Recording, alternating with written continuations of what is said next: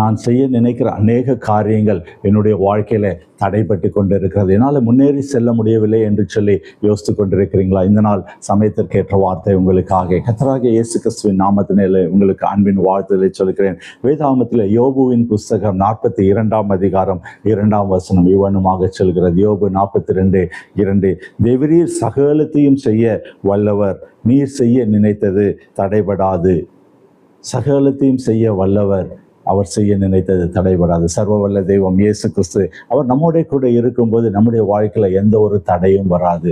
அவருடைய பாதையில் அவருடைய கரத்தில் நம்முடைய வழியை ஒப்பு கொடுக்க வேண்டும். அவரிடத்துல நம்முடைய காரியங்களை ஒப்பு கொடுக்க வேண்டும். அநேக நேரங்களில் என் சுயபலத்தில் சுய ஞானத்தில் நான் இதை செஞ்சிடுவேன் அப்படின்னு சொல்லி அநேக நேரங்களில் திக்கு தெரியாத இடங்களில் போய் சிக்கி தவிக்கிறத நம்ம பார்க்கிறோம். இந்த இடத்துல தேவரீர் நீர் செய்ய நினைத்தது தடைபடாது.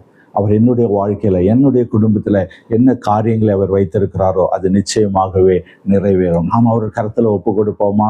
அவருடைய கரத்தில் ஒப்பு கொடுக்கும்போது சகலத்தையும் அவர் நேர்த்தியாய் நன்மையாய் செய்து முடிக்க வல்லவராக இருக்கிறார். இந்த நாளில் உங்களுடைய வாழ்க்கையில் தடைபட்டிருக்கிற காரியங்களை நேர்த்தியாய் செய்து முடிக்க சர்வவல்ல தெய்வம் இயேசு கிறிஸ்து உண்மையுள்ளவராக இருக்கிறார். நம்ம ஜெபிப்போமா?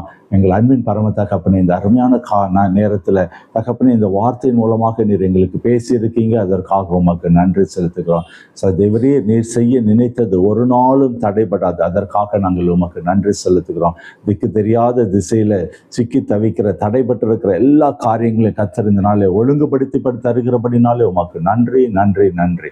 மீட்பர் இயேசு கிறிஸ்துவின் ஜெபிக்கிறோம் நல்ல பிதாவே, ஆமேன் ஆமேன். இந்த சமயத்திற்கேற்ற வார்த்தை நிகழ்ச்சியில் இந்த வார்த்தை உங்களுக்கு பிரயோஜனமாக இருந்தால் நீங்கள் அநேகருக்கு இதை அறிமுகப்படுத்துங்கள். அவர்களுடைய வாழ்க்கையிலும் கர்த்தர் பெரிய காரியங்களை செய்வார். உங்களுக்கும் அது ஆசீர்வாதமாக இருக்கும். ஒருவேளை நீங்கள் முதல் முறையாக சப்ஸ்கிரைப் பண்ணாமல் பார்த்து கொண்டிருப்பீர்கள் என்று சொன்னால் நீங்கள் இதனை சப்ஸ்கிரைப் பண்ணுங்கள். அது உங்களுக்கு பிரயோஜனமாக இருக்கும். தொடர்ந்து இந்த வார்த்தையை கேட்பதற்கு உதவியாக இருக்கும். கர்த்தர் உங்களை ஆசீர்வதிப்பாராக. ஆமேன்.